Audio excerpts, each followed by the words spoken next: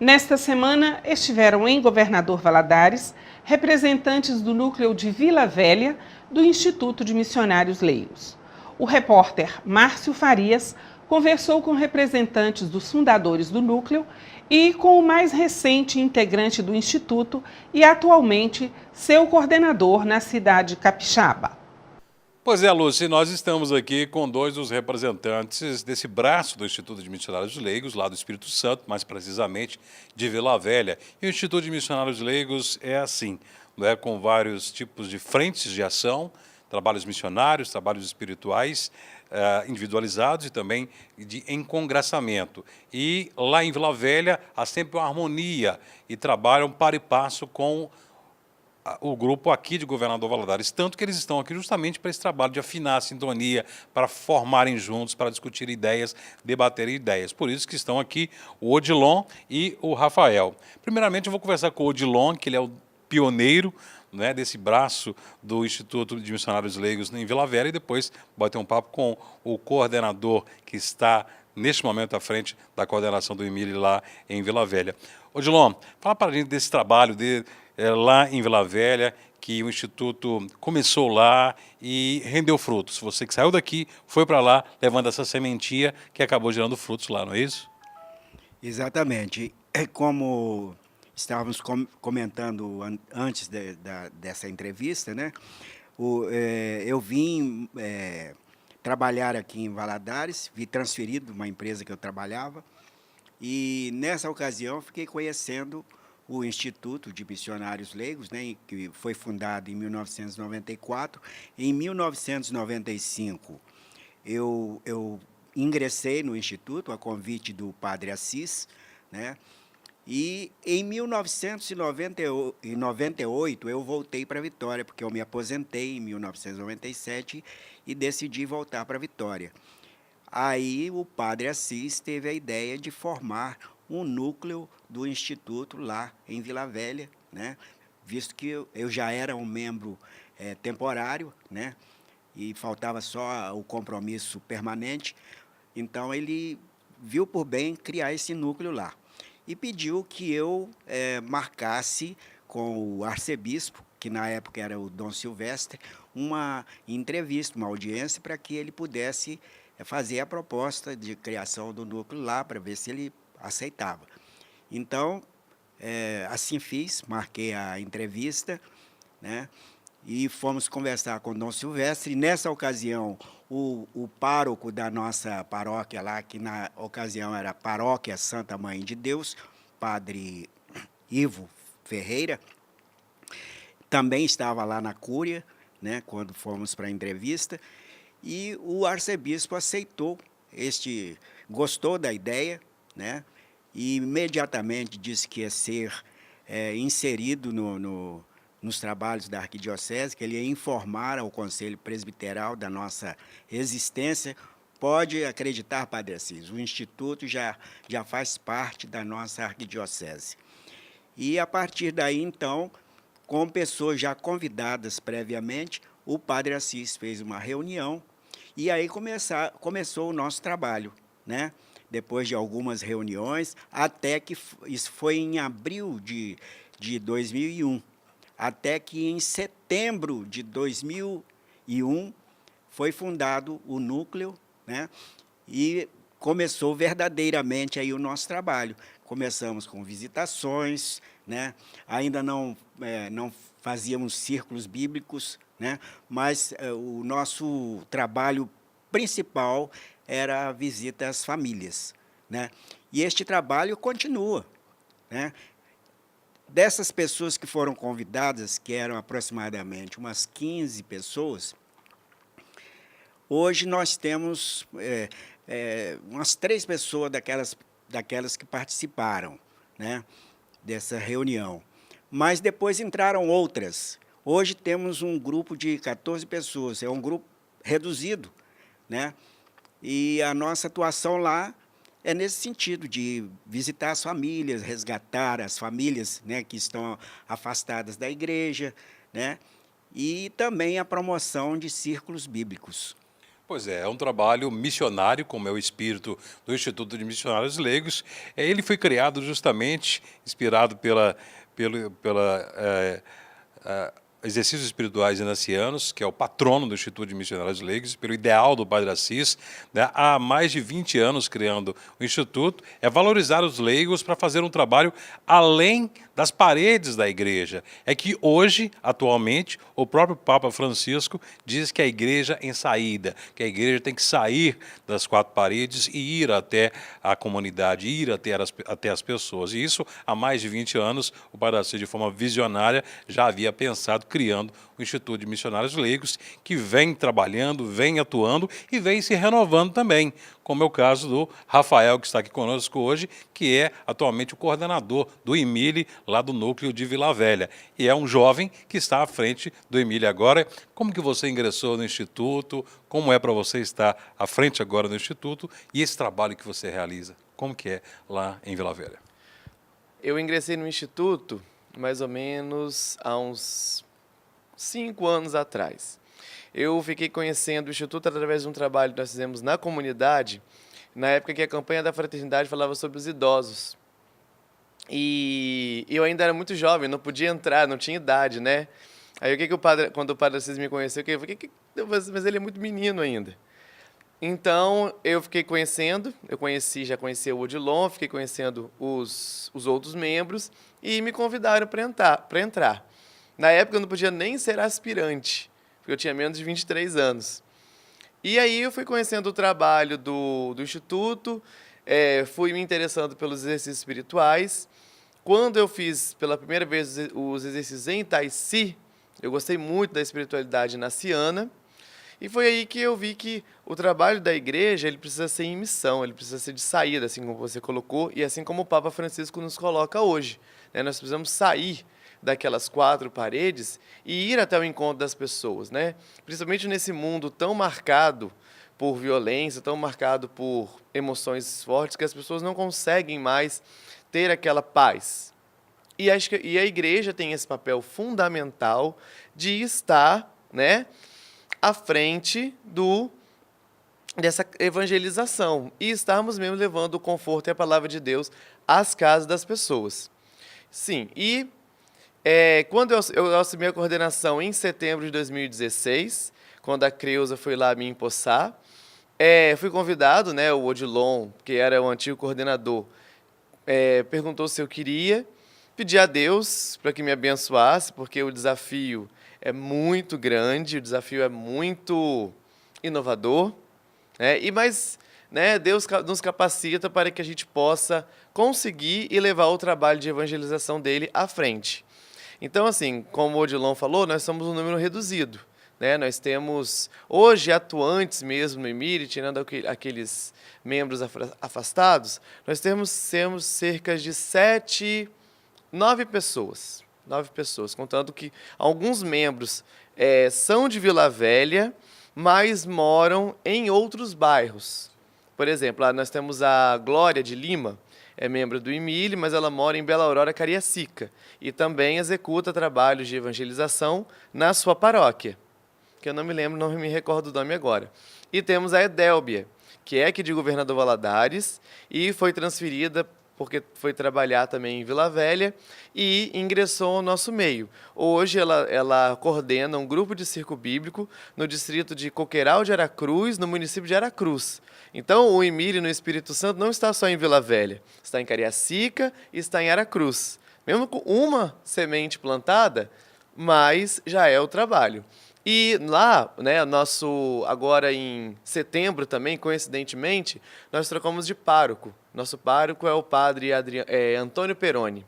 E nós fomos apresentar, né, a proposta do IMIRE para ele, entregamos um estatuto, ele nunca havia falado, não sabia o que era o IMIRE, leu o estatuto e até na última reunião que eu tive com ele, ele falou que o grupo de vocês é muito organizado. Eu gostei do estatuto, nos chamou para uma conversa e nos deu uma missão. Qual é essa missão que ele nos deu? Que eu tenho essa graça de estar à frente para coordenar. Nós temos um bairro chamado Bairro Pontal das Garças, né? É muito próximo a Araçás, que é o nosso bairro. Este bairro está começando. É um bairro onde a situação das pessoas é muito difícil. Na última enchente que teve em Vila Velha em 2013, para vocês terem uma ideia da situação do bairro, os únicos carros que entravam lá eram os carros anfíbios do Exército. Então as pessoas ficaram sem água, sem energia, a água foi quase 1,5 metro de altura. E depois daí, muitos moradores desistiram de morar lá. E agora, 3 anos depois, 4 anos depois da enchente, as pessoas estão retornando ao bairro. E o padre Antônio disse, olha, eu quero que o Instituto de Missionários Leigos me ajude a montar, essa nova comunidade neste bairro. E como que nós iremos fazer isso? Através das visitas missionárias. Agora, no mês de maio, nós começaremos. Em junho, nós receberemos a visita de um grupo daqui, de Valadares, que vai lá nos dar força. O padre também vai nos dar todo o apoio. Ele quer celebrar uma missa, pelo menos uma vez por mês, uma missa campal, no terreno onde será construída, será erguida futuramente a igreja. Além de trabalharmos nessa frente, coordenamos os grupos de circo bíblico. O nosso último trabalho na novena de Natal, nós mapeamos o bairro de Araçás para que todas as ruas fossem visitadas. O gesto concreto dessa novena, nós recolhemos fraldas para entregar para um garoto enfermo, um garoto de 30 anos que teve meningite. Nós estarmos à frente desse trabalho para a gente poder concluir a nossa missão, que é o Evangelho, espalhar o Evangelho. Pois é, esse trabalho de evangelização é o lema, é o espírito do Instituto de Missionários Leigos, que, como eu disse, rendeu frutos no núcleo de Vila Velha, no núcleo do Espírito Santo, como disse o próprio Rafael, o próprio Dilon, começou com a semente lá atrás e gerou vários frutos, não só em Vila Velha, também em outras cidades da região metropolitana, tem cidades mais distantes, como Aracruz. É um trabalho de missão, um trabalho missionário, que é ir até as comunidades que demandam a presença espiritualista. E muitas vezes a gente sabe que o padre, o sacerdote, não pode estar presente em todas as comunidades. Por isso os leigos são importantes. Por isso a importância do Instituto de Missionários Leigos, tanto aqui na Diocese de Valadares, quanto também no núcleo do Espírito Santo, lá de Vila Velha. Obrigado, Dilon. Obrigado, Rafael. Sucesso para vocês nesse trabalho. Voltamos com você no estúdio, Lúcia. Vai acontecer hoje um festival de açaí organizado pelo grupo TLC da Paróquia Cristo Redentor. O festival terá início às 14h e terminará às 17h. Além de açaí à vontade, também vai ter vários adicionais para completar o seu açaí. O evento vai acontecer na quadra da Paróquia Cristo Redentor, na Avenida Roma, número 425, no bairro Granduquesa. O valor do ingresso é R$ 15 e também será vendido na hora do evento. Um professor mexicano falou sobre mudanças climáticas. Ele agradeceu a ajuda do Papa Francisco, que sempre alerta sobre este tema. A temperatura média da Terra aumentou em 1,5 graus nos últimos 100 anos e deve subir mais meio, a 8,6 graus antes de 2117. Estas e muitas outras mudanças estão afetando o mundo como um todo, e é natural que o Papa Francisco expresse sua preocupação e defenda em nome da Igreja. O Papa nos educa. O Papa nos educa na noção de que tudo está conectado, tudo tem sinergia e relação com todo o resto. É por isso que a água é tão importante quanto a situação dos pobres. É igualmente importante se concentrar no programa de resíduos como nas mudanças climáticas. O professor Rodrigo é o diretor do Centro de Pesquisa Social Avançada no México, que estuda várias questões sociais, tais como as alterações climáticas. Ele disse que enquanto não só a mudança climática é atribuída aos seres humanos, muitas vezes são as pessoas que apresentam ideias ou produtos que depois provocam danos à humanidade. Cada pessoa precisa estar ciente dos danos que causam e assumam a responsabilidade por suas ações. A encíclica Laudato Si fala sobre a mudança climática. O Papa, sem ser uma autoridade científica, houve a melhor pesquisa científica sobre as alterações climáticas. Isto nos permite compreender que a mudança climática é um fenômeno complexo. Se aumenta naturalmente e se aumenta pela luz, os responsáveis por uma parte dos recursos naturais são os seres humanos. Ele disse que o Papa Francisco, assim como muitos papas antes dele, ouvem a ciência. Assim, o que o Papa declara em Laudato Si não é verdade só porque a própria Igreja Católica confirma, mas também por causa de evidências encontradas através da ciência. Eu acho que esta é uma atitude muito honrosa por parte da Igreja, porque assim como a fé e a razão, a Igreja e a ciência podem se unir a serviço do povo. Assim como a natureza, onde tudo está conectado, muitos especialistas no Vaticano, como o professor Rodrigo, acreditam que esta conectividade estende a Igreja e a ciência e mostram como podem ajudar um o outro ao invés de prejudicar, levando a um mundo melhor. Esse é o dia que o Senhor fez para nós. Alegremo-nos. É dia de festa. Cristo ressuscitou. E nada, nem ninguém poderá abalar essa certeza de fé que está em nosso íntimo e que proclamamos.